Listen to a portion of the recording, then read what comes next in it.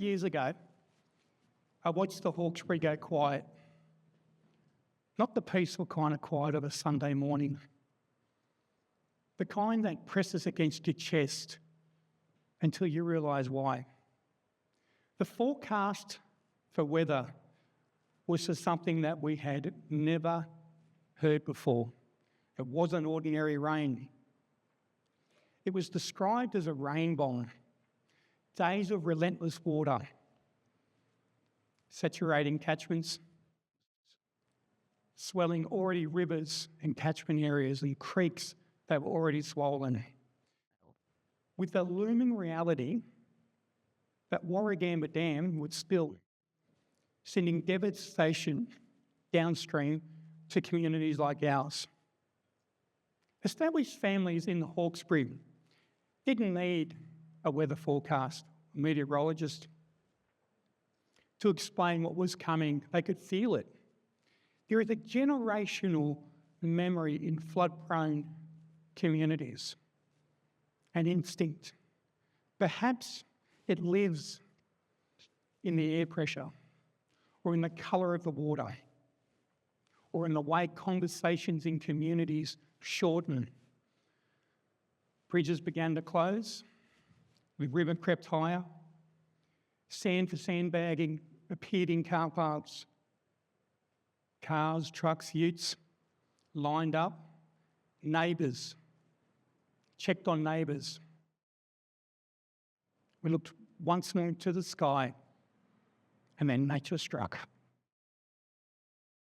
In the Hawkesbury, we don't measure time like other communities do. We measure it by floods. Before the flood, during the flood, after the flood, and until the next flood. If you lived through 2021, 2022 in the Hawkesbury, you remember the exhaustion, the silence, the weight of successive disasters pressing down on a community already tested. You remember feeling that recovery had barely begun before the next wave of warnings arrived. But in that moment, something extraordinary happened. My family and I had never experienced the flood before. We were watching history unfold. We were part of history. It was uncertain. It was record-breaking. It was frightening. But before the reporters arrived, before the media conferences started, before politicians started recognising the devastation of the community arrived. Trucks, utes, trailers, chainsaws, volunteers in mismatched clothing, muddy boots, people knocking on doors with these simple words. What do you need? How can we help you? I realised something profound. The future is not unbroken because nothing goes wrong. The future is unbroken when strangers become friends and communities become one. We've grown up with an illusion, perhaps a myth, and it sounds something like this. It's not our problem, somebody else's problem. Someone in an office, someone in government, someone smarter, someone in uniform, just someone. But every crisis strips that myth away. The first response isn't government, it's family, it's your neighbour, it's volunteers, it's local business owners.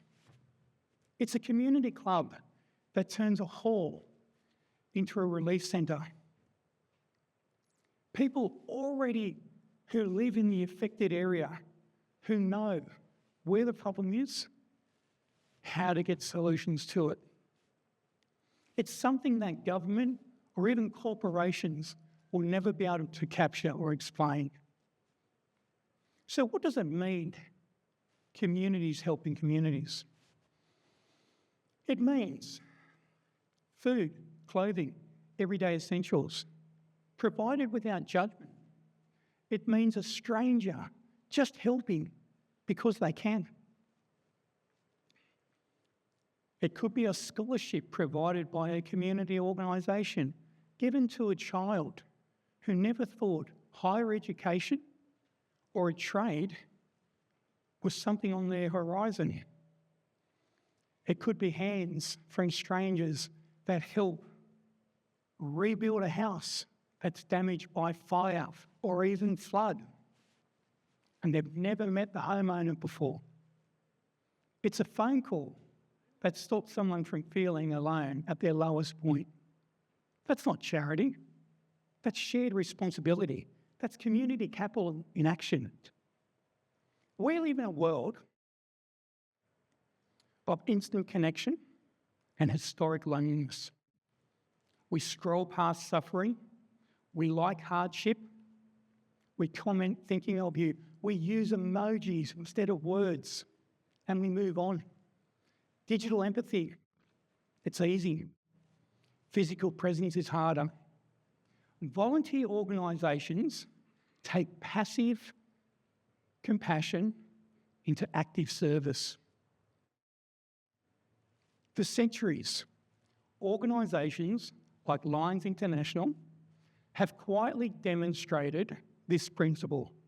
Millions of volunteers, thousands of projects, hundreds of countries. No recognition, no handouts, just a simple commitment. Where there is a need, there is a line. It's every volunteer organisation. It's not just the Lions, it's Rotary International. It's the Country Women's Association. It's your Life-Saving Club. And why? Why do these organisations endure when so much else seems to be temporary?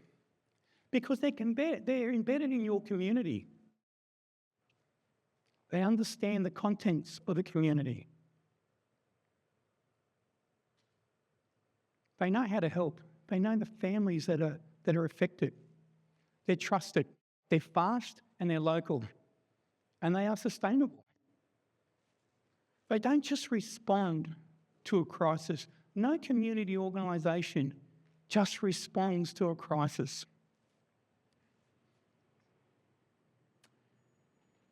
They build community capacity through so many programs.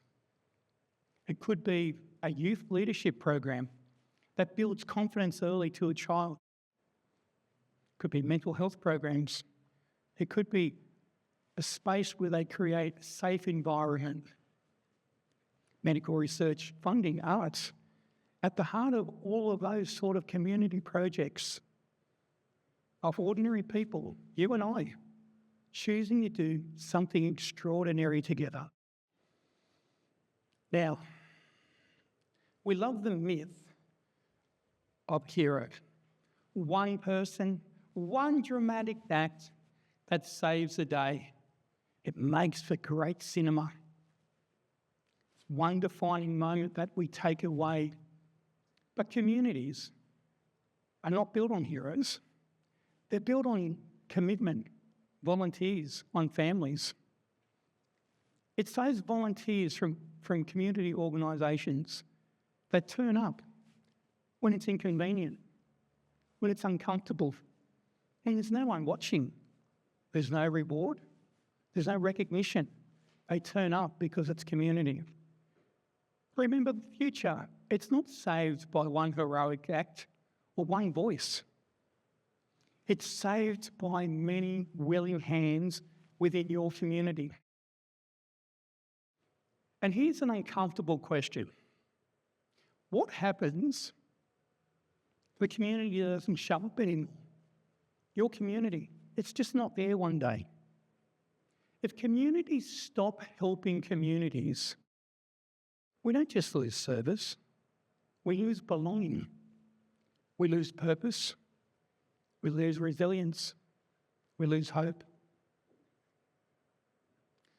We become customers instead of contributors, consumers instead of caretakers, and a society that stops serving together and a community that stops working together, I assure you, will start struggling together. Service has something that we never talk about, the ripple effect. More than likely, you'll never see the full impact of what you do in your community. See, service moves in circles. Some are big and some are small. Again, you'll never see a program that's designed for youth, for someone who never thought that they could go any further with their confidence, grow up and own their own business, run a corporation, act in civil office. You'll never know the family that you helped during a tough period with groceries. You'll never, ever know that one volunteer who was changed from despair into hope because they were asked to help. Let's be honest, the future will test us.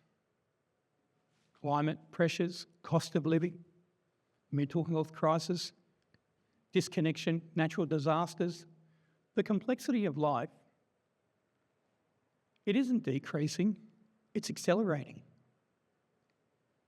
The future's not secured by governments or corporations, by policies or procedures.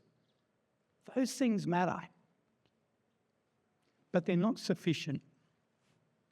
We will not endure the future by believing someone else has the answer. We'll endure the future, and whatever that future may throw to us, by standing together as a community. The future's secured by people like us who refuse to let others face adversity alone. People who lean in when it's easier to lean back. That's what it means to unbreak the future. Not that storms won't come, not that fires won't rage, not that we won't experience hardship, pain, suffering, loss, grief. But when we do, and we will, we'll lean in, we'll lift up, we'll stand together as a community, not as individuals seeking recognition, but as a community seeking solidarity. You ever thought about the difference one person can make? One person. Well, let me say this. One person said, someone should do something about this. Someone needs to look after this. And then they realised that they were that someone. Communities don't grow on intention. They grow on commitment from ordinary people, ordinary backgrounds, making a community. I'm not asking you, after today's talk, to run out and sign up to the first community organisation you can see. I'm not even asking you to go out and to make a donation because it's going to make you feel good. I'm not. I'm asking for something that's way easier and way wider. I'm asking you to be that person who shows up, who commits to something, and keeps showing up to support. You don't need qualifications. You don't need decades of experience. You just need belief. We all have it here. It's in the centre of our chest. That's our heart. That's what you need to help a community and to make a community stronger. Because when communities help communities, the future becomes unbreakable. Thank you very much.